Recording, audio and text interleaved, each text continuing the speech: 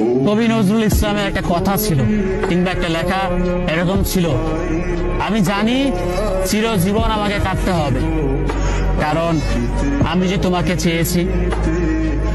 আসলেই আমি যে তাকে চেয়েছি এই জন্য আমাকে সারা জীবন কাটতে হবে, কারণ আমি তাকে কোনোদিন পাবো না, আর পাইনি বলেই আমার কান্না করতে হয়। তাকে আমি প্রচন্ড ভালোবাসি বলেই আমার কান্নাটা আসে, তাকে আমি আমার করে পাইনি বলেই আমার কষ্টটা হয়। কবি নজরুল ইসলামের লেখাটা খুব দারুণ ছিল।